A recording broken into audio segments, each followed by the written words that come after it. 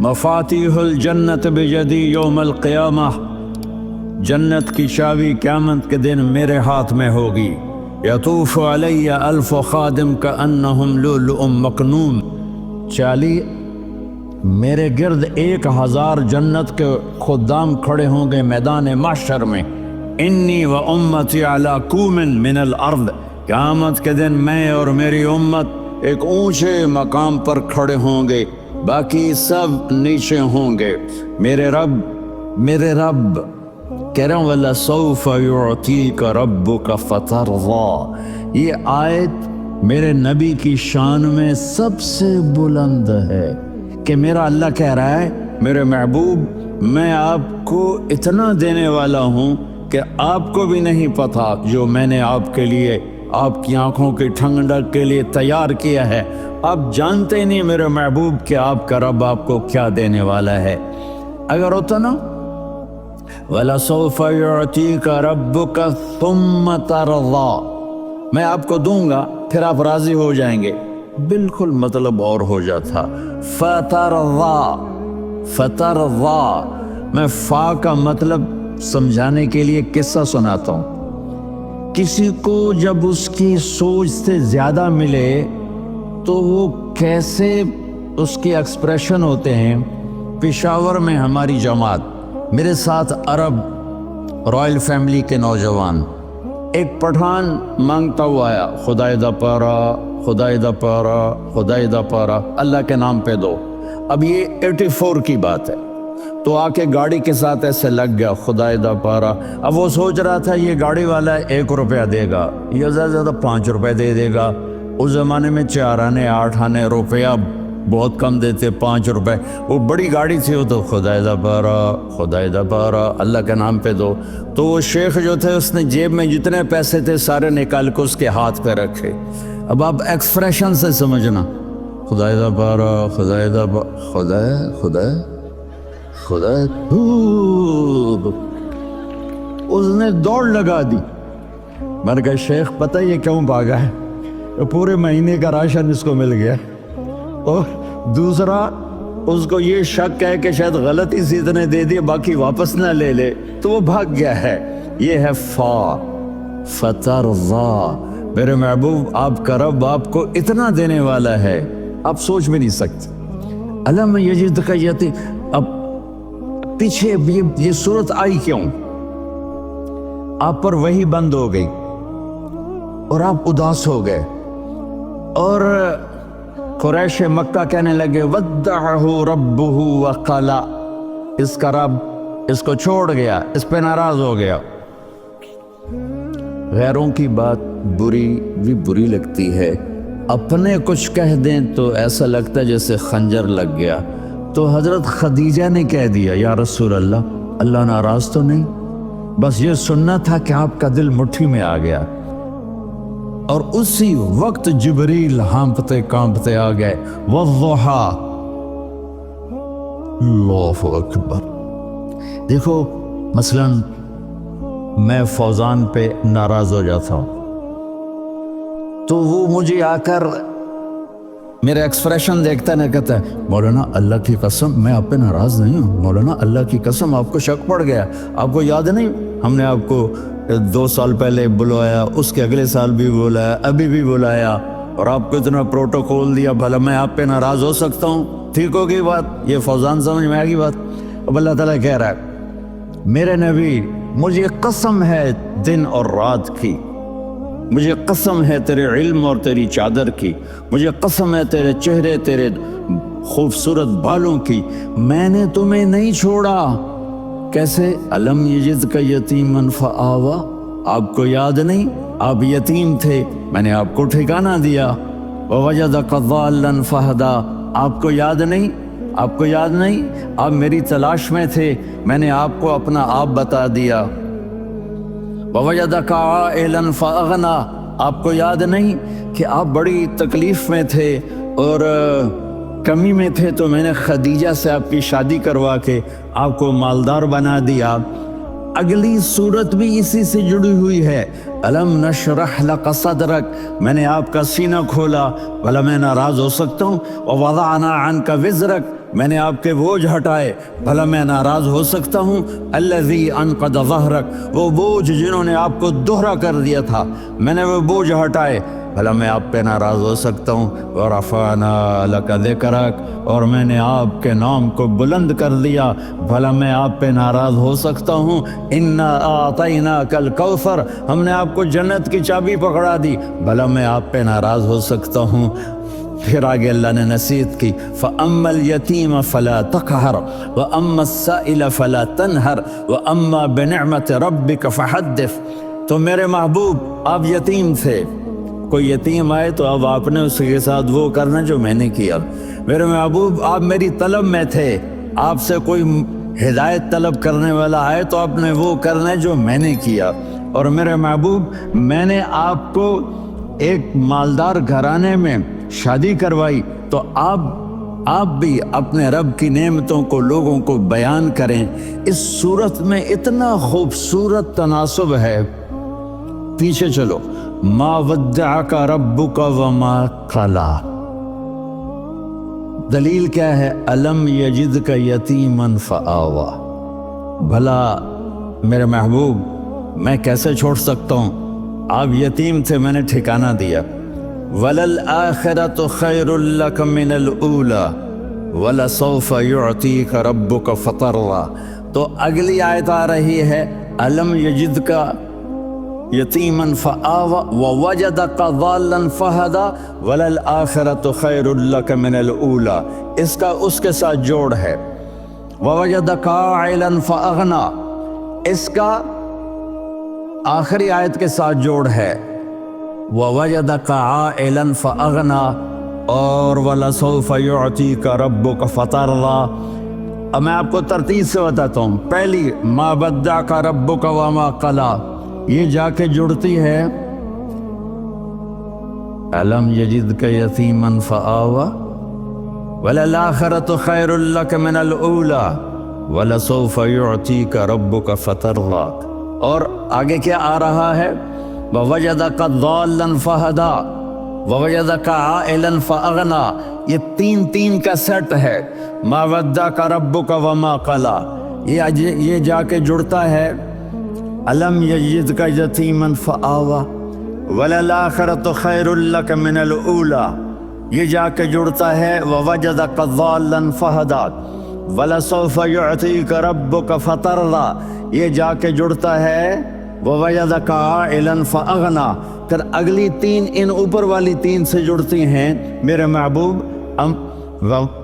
أَلَمْ يَجِدْكَ يَتِيمًا فَآوَىٰ، فاللہ تعالیٰ آگے فرما رہا ہے فَأَمَّا الْيَتِيمَ فَلَا تَقْهَرْ۔ سبحان اللہ، کیسے پرویا ہے میرے رب نے، کس خوبصورت انداز میں اس کو پرویا ہے۔ اس کے آگے آتا ہے کہ وَوَجَدَكَ ضَالًّا فَهَدَىٰ، تو لکھ رہا فَأَمَّا السَّائِلَ فَلَا تَنْهَرْ، میں نے آپ کو اپنی طلب میں اپنا آپ دکھایا۔ آپ کے پاس لوگ طلب لے کر آئیں گے تو آپ نے ان کو ڈانٹنا نہیں، ان کو ہدایت کا راستہ بتانا ہے۔ وَلَسَوْفَ يُعْطِيكَ رَبُّكَ فَتَرْضَىٰ وَأَمَّا بِنِعْمَةِ رَبِّكَ فَحَدِّثْ۔ یہ سورۃ والضحیٰ میں گم ہو جاؤں گا، مجھے تو تھوڑا آگے ہی بتانا ہے کہ میرے نبی سے محبت کیوں نہ کریں، کہ ان سے اللہ پیار کر رہا ہے، ان سے اللہ محبت۔ قرآن نے قسمیں اٹھائی ہیں، قرآن کی سب سے پہلی قسم سورہ نساء، اور قرآن کی سب سے آخری قسم والعصر ان الانسان لفی خسر۔ اور قرآن نے جتنی قسمیں اٹھائی ہیں ان میں یہ قسم سب سے خوبصورت ہے، فلا وربک فلا وربک لا يؤمنون حتى يحكموك فيما شجر بينهم ثم لا يجدوا في أنفسهم حرجا مما قضيت ويسلموا تسليما۔ اے میرے محبوب، مجھے آپ کے رب کی قسم۔ اب تھوڑا غور فرمائیں، اللہ میرے نبی کا رب ہے، اللہ ہم سب کا رب ہے۔ اللہ اپنے حبیب سے فرما رہے ہیں مجھے آپ کے رب کی قسم۔ تو لگتا یوں ہے کہ قسم اٹھانے والا رب کوئی اور ہے اور رب محمد کوئی اور ہے۔ فلا وربک، مجھے آپ کے رب کی قسم۔ یہ عربی میں جب محبت کی انتہا ہو تو یوں بات کی جاتی ہے، یہ محبت کی انتہا جب اللہ پیار کرتا ہے تو ہم کیوں نہ کریں۔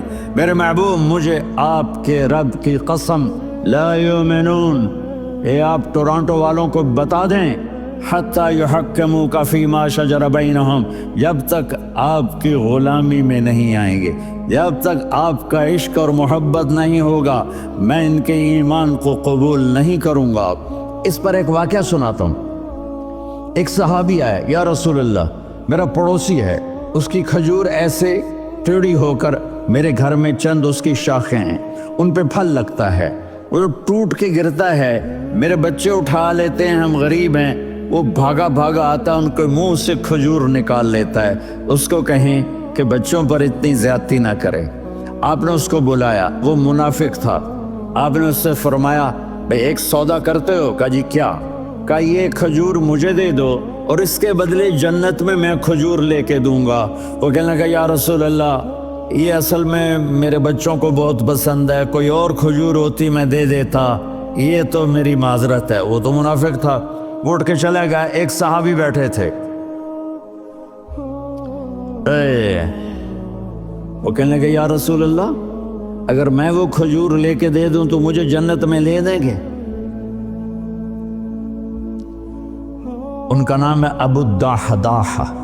آپ نے کہا ہاں تو مجھے لے کے دے دے، میں تمہیں لے دوں گا۔ وہ اس کے پیچھے چلے گئے، اے بھائی کتنے میں بیچو گے؟ میں نے کہا جا میں نے اللہ کے نبی کو نہیں دی، تمہیں کیسے دے دوں؟ کہا اچھا بھائی منہ سے بول کتنے لینے ہیں؟ تو اس نے جان چھڑانے کے لیے کہا کہ اپنا سارا باغ مجھے دے دے، کھجور لے لے۔ باغ میں 600 کھجوریں اور یہ کھجور کسی اور کو دینی ہے۔ تو کہتا ہے پکے ہو، پھرو گے تو نہیں؟ کہا میں پاگل ہوں، میں پھروں گا؟ مجھے 600 کھجوروں کا باغ مل رہا ہے۔ انہوں نے کہا ڈن، کھجور میری، باغ تیرا۔ وہ بھاگے بھاگے آئے، یا رسول اللہ میں نے سودا کر لیا۔ کہا کیسے کیا؟ کہا سارا باغ دے کے کھجور لے لی۔ آپ نے کہا پھر میرا سودا بھی بدل گیا۔ کم من عذق رداح ودار فیاح لأبی الدحداح فی الجنہ۔ میرے ساتھی میں اپنی آنکھوں سے دیکھ رہا ہوں کہ اللہ نے تیرے لیے جنت میں ایک گھر نہیں محل بنا دیے، سینکڑوں، اور ایک باغ نہیں ہزاروں باغ تیرے لیے تیار کر لیے۔ یہ ہے ایمان کی نشانی، یہ ہے محبت کی نشانی۔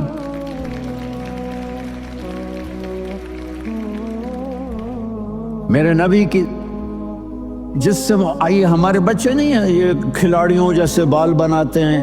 ایک چھوٹا سا بچہ مجھے کراچی میں ملا، تو وہ جو عجیب سے بال نہیں یہاں سے اوپر ہو جاتے ہیں، تو میں نے کہا یہ تم نے بال کیسے بنائے ہوئے ہیں؟ کہا آپ کو پتہ نہیں؟ اور میسی کوئی تھا، میسی، ہاں آپ کو پتہ نہیں میسی کے بال ایسے ہیں؟ میں نے کہا بیٹا برے لگتے ہیں۔ کہا کیسے؟ میسی کے بال ہیں برے کیسے لگتے ہیں؟ جب آدمی کسی کو بڑا بنا لیتا ہے اس کو فالو کرتا ہے۔ اللہ کے محبوب سے محبت کی نشانی کیا ہے کہ ہم نے ان کو فالو کرنا ہے۔ ان کی زندگی صرف 5 نمازیں نہیں ہیں، ان کی زندگی صرف 30 روزے نہیں ہیں، حج نہیں ہے۔ آپ ہر لائن سے اس قابل ہیں کہ آپ سے پیار کیا جائے۔ آپ اپنے وضع، شکل و صورت، سب سے پہلی چیز جو اٹریکٹ کرتی ہے وہ صورت ہے، وہ شکل ہے، وہ منظر ہے کہ آدمی اس میں گم ہو جاتا ہے۔ میرا ادھر ناران میں بیان ہو رہا تھا تو انہوں نے باہر بیان رکھ دیا، سامنے اتنا خوبصورت منظر تھا کہ میں بولتے بولتے ادھر دیکھتا تو مجھے اپنا مضمون بھول جاتا کہ میں کیا کہہ رہا تھا۔ یہ تو دنیا ہے۔ اللہ نے میرے نبی کو کیسا بنایا؟ ایک بدو عورت ہے، ان پڑھ عورت ہے، ام معبد الخزاعیہ، وہ میرے نبی کا حلیہ بتاتی ہے۔ آپ کو ترجمہ کر کے سناؤں گا، لیکن آپ الفاظ کا ردم اور الفاظ میں میوزک وہ آپ سب محسوس کریں گے۔ وہ بدو عورت کہتی ہے رأیت رجلا ظاہر الوضاء ابلج الوجه حاسن الخلق لم تعبه فجلا ولم تجر به سعلا وصيم قصيم في عينيه دعج في أشفاره وطف في صوته سهل في لحيته كثافة في عنقه سطع وسيم قسيم أكحل أحور أزج أقرن إن تكلم علاه البهاء وإن سكت فعلاه الوقار وكأن منطقه خرزات نظم ينحدرن. اللہ پتہ چلا کہ الفاظ کا ردم. وہ کوئی بولو تو صحیح کیا ردم ہے. اب ترجمہ سنو. وہ کہتی ہے اپنے خامد کو کہ ابو بابت ایک شخص آیا تھا, مجھے یوں لگا جیسے 14ویں کا چاند کپڑے پہن کے زمین پہ اتر آیا ہو. سبحان اللہ. کیا انتہائی خوبصورت, انتہائی حسین و جمیل. پیٹ نکلو نہیں کہ بدصورت ہو جائے. پیٹ نکلو تو آدمی سجے پاسے پیٹ کھبے پاسے, پیٹ سجے پاسے آپ کھبے پاسے. ارے بھائی سمجھ کے کھایا کرو, ہم کھانے نہیں آئے, زندگی گزارنے آئے ہیں. رمضان میں کیسی تباہی پھیلاتے ہو, سموسے بھی, پکوڑے بھی, مچھلی بھی, مرغی بھی, پھر اوپر سے 7 اپ. وہ کہتے ہیں وہ اس میں تو گیس ہوتی ہے, اس کا گیس باہر نکلتی ہے تو ڈکار آتا, کہتا ہے شکر ہے ہاضمہ ہو گیا. وہ ہاضمہ نہیں ہوتا, رسط اناس ہو گیا.